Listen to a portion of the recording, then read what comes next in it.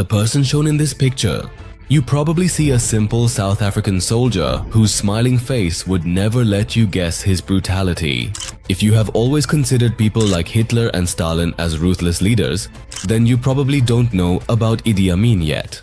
The list of his cruel acts is very long, but his most disgusting deed was eating human flesh. Yes, whenever he killed people, sometimes he would eat their flesh raw, or he would spend hours talking to corpses and even sleep beside them.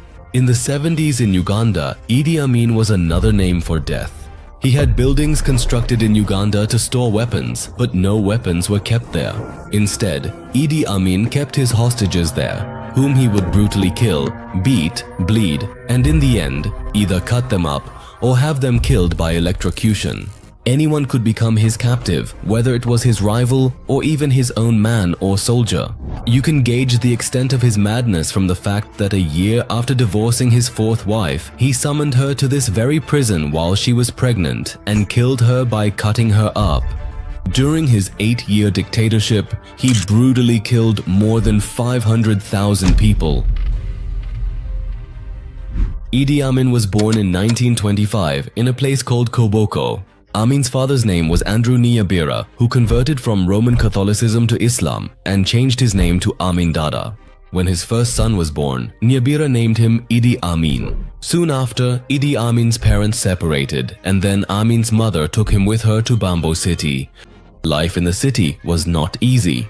On top of that, there was extreme poverty. Now they didn't even have enough money for food, so how could Amin's mother afford his education? That's why Amin's mother couldn't educate him much. After studying up to about the 4th grade, Amin started working to earn money. After doing several odd jobs, he joined the King's African Rifles, which was a wing of the British colonial army at that time. Amin was born into the Kakwa tribe. The people there were very close to nature. Their way of living and enduring was quite different.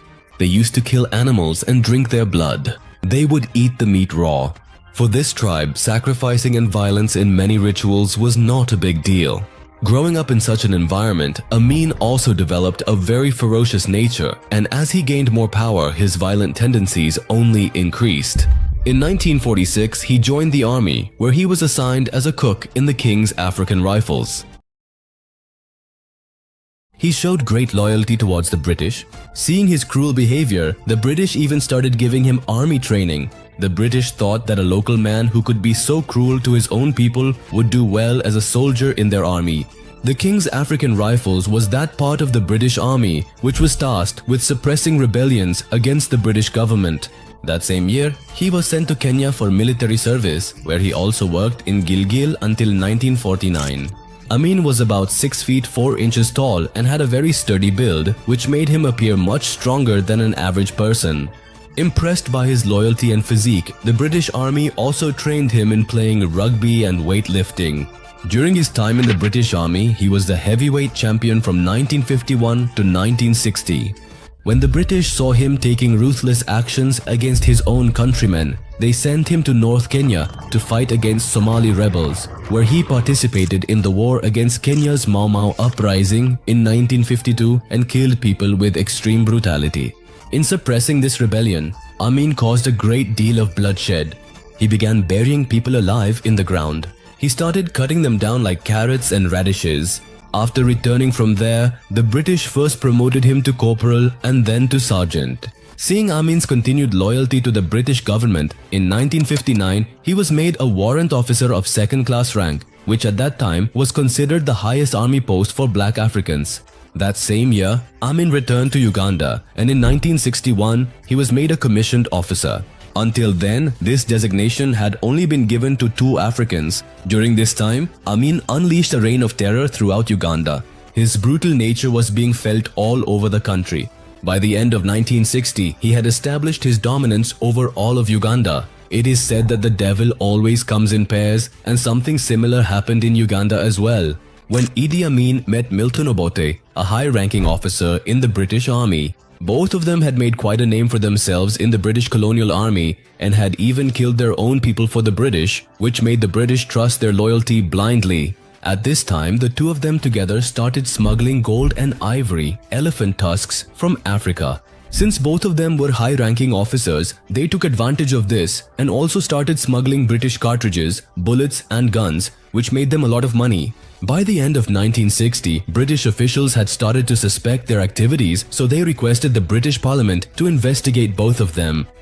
By then it was already too late. The whole of Uganda had taken to the streets for their freedom, and taking advantage of this, Obote declared himself the executive president and began to instill hope for freedom among the people.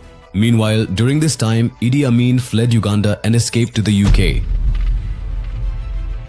In 1962, Uganda gained independence and Milton Obote became the country's prime minister, while Idi Amin was appointed deputy commander. In 1964, seeing Amin's influence over the army, he was made commander of the army, and during this time, Obote secured the presidency of Uganda. Amin worked in this position for 6 years, after which in 1970 he was made commander of all forces. At this time, Idi Amin and Uganda's Prime Minister Milton Obote shared a very close friendship. But as soon as Obote secured the presidency, Amin began to feel envious. At one time, they had been friends. In such a situation, how could Amin accept working under Obote? On the other hand, Obote had convinced himself that Amin would never betray him. But that wasn't the case. Both Amin and Obote were hungry for power and money. In such a situation, Amin did not like working under Obote. Idi Amin was dreaming of removing Milton Obote and becoming the Prime Minister of Uganda. But as long as Milton Obote was around, that wasn't possible. So to seize power, Amin began to increase his own strength. After leading the army for almost a decade, Amin had taken complete control of it, for which he started recruiting people from minority ethnic groups like the Kakwa, Lugbara, and South Sudanese into the force. He would train these people, personally spend time with them, and try to win over the entire forces to his side.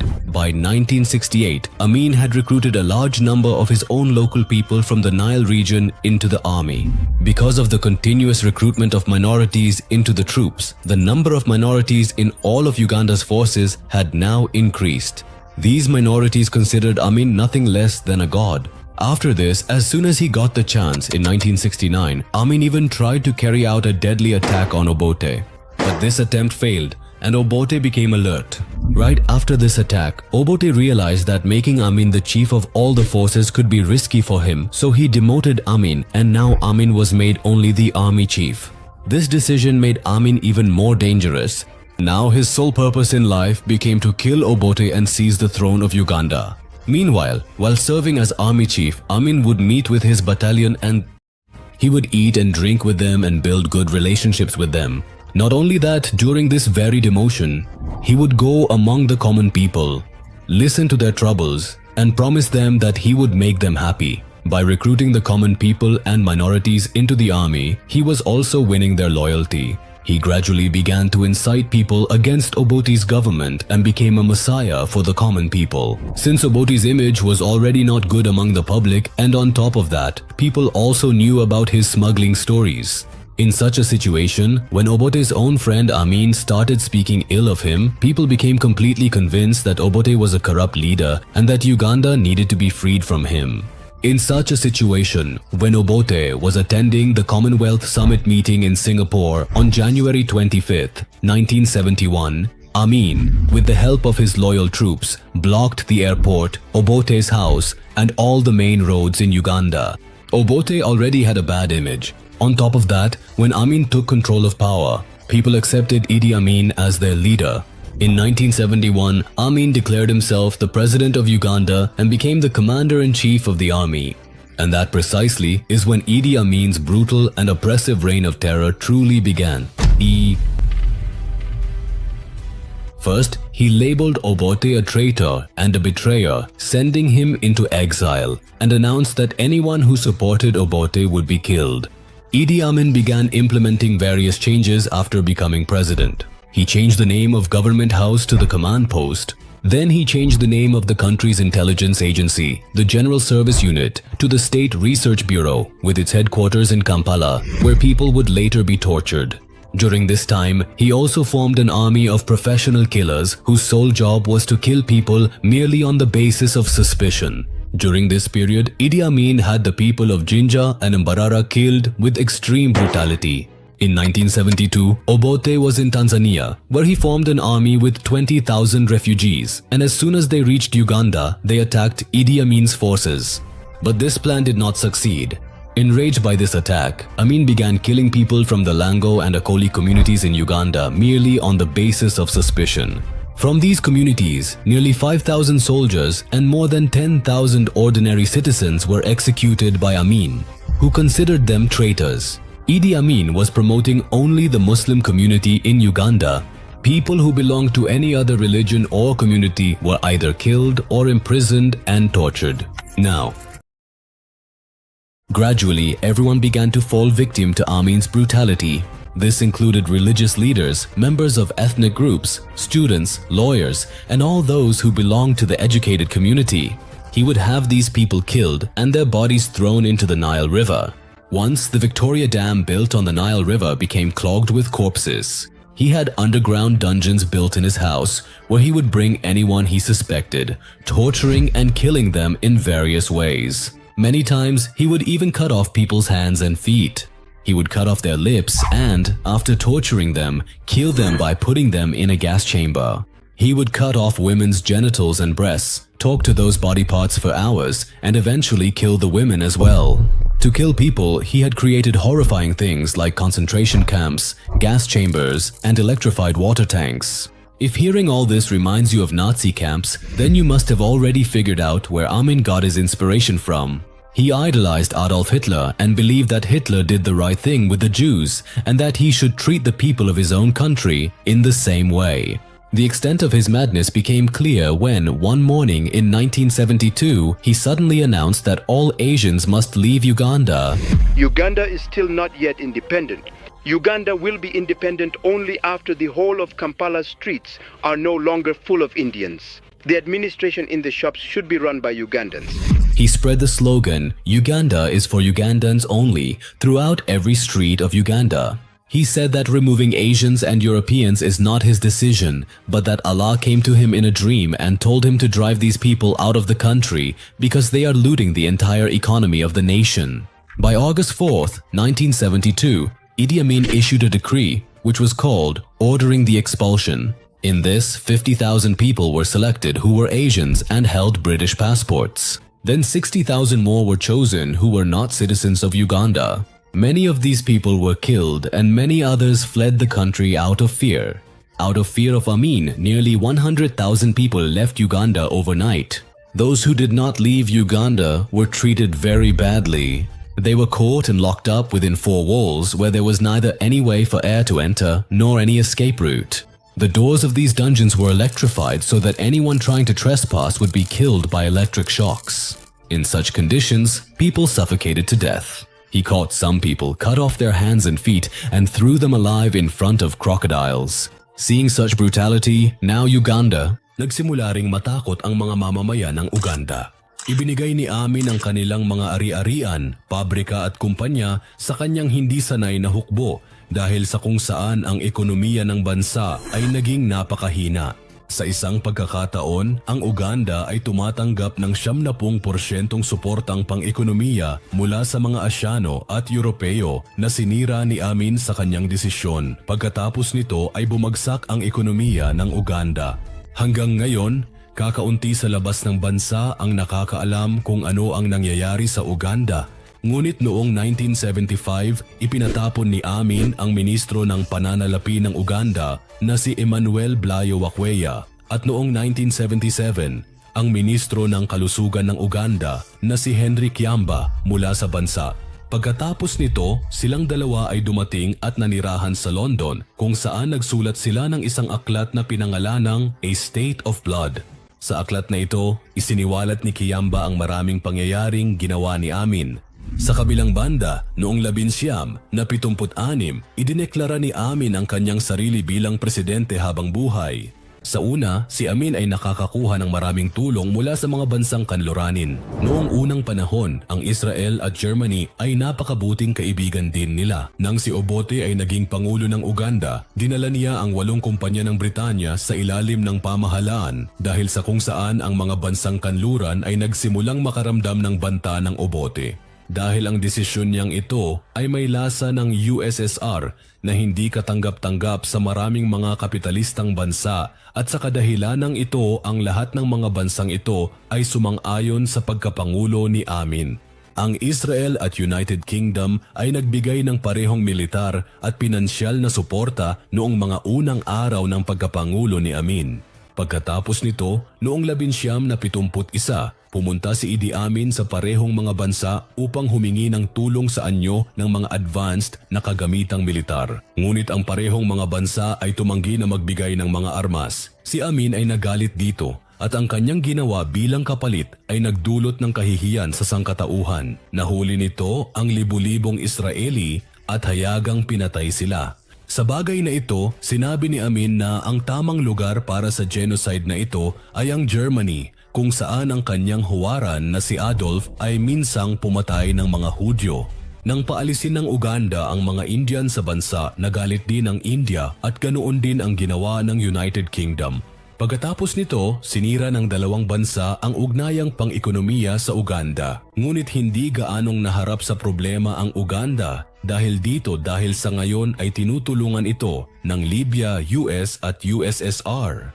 Noong 1973, naging interesado ang mga Soviet sa Uganda dahil ang Kenya ay nasa ilalim ng impluwensyang kanluranin sa panahong ito at upang kontrahin ito, nais ng USSR na dalhin ang impluwensyang Chino sa Tanzania. Pagkatapos nito, ang Unyong Sobyet ang naging pinakamalaking tagapagtustos ng armas sa Uganda.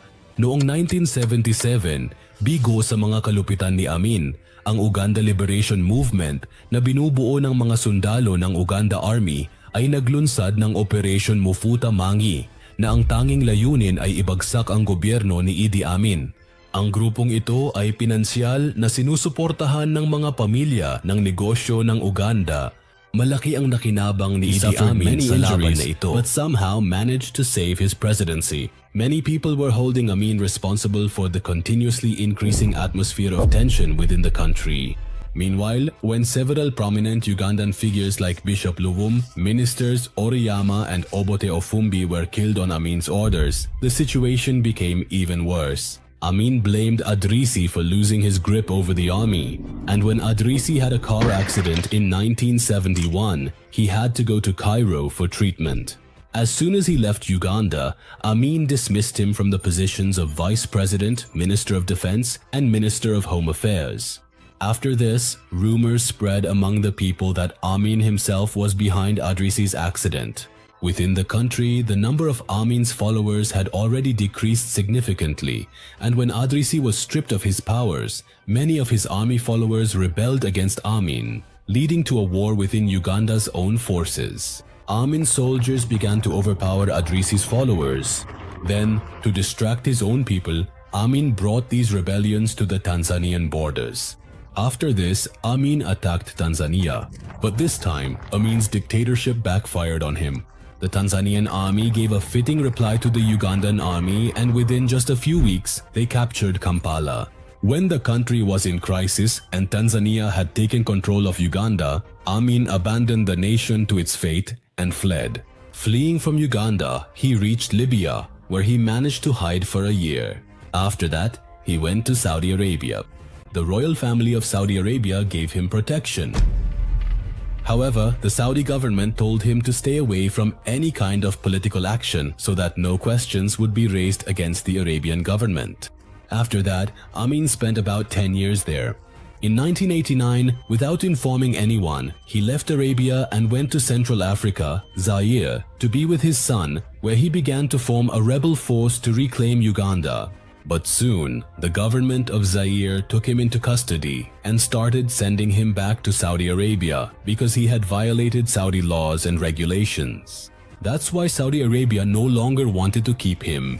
But when all the countries refused to keep him, Saudi Arabia called him back to their country, where he spent the rest of his life under the condition that he would never again be involved in any kind of political actions. While living in Saudi Arabia, Amin died in 2003 due to multiple organ failure and thus ended the life of a monster for whom